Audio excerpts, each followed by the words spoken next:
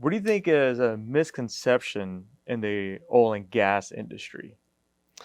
Well, there's a misconception about the oil and gas industry. People who are not in the industry and are not fans of the industry, give us grief, and they don't see us as conservationists. Whereas I see the oil and gas industry, engineers and geologists being some of our biggest, greatest conservationists. Hmm. We have to be. We're working in the environment. We have to protect it.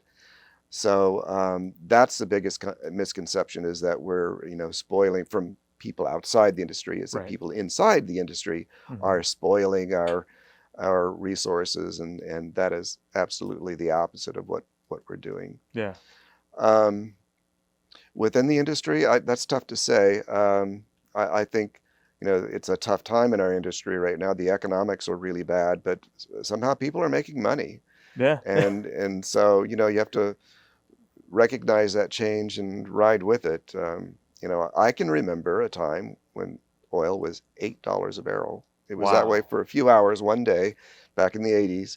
Uh, Really rough. Wow. And, the phone didn't ring. There was no work. And, I was just, what am I going to do? Hmm.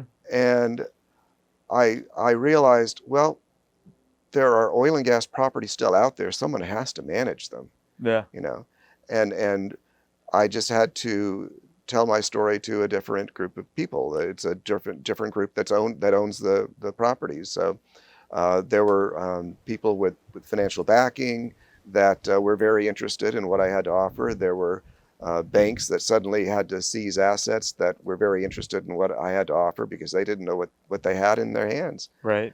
And so the important thing is that you recognize that change is constant and you've got to latch onto it or Mm. be crushed by it.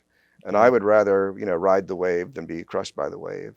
And so that's what's helped me in my career is not trying to do the same thing and stick to the same kind of work, um, you know, as the industry changed, but to allow myself to accommodate whatever was needed at the time. Right.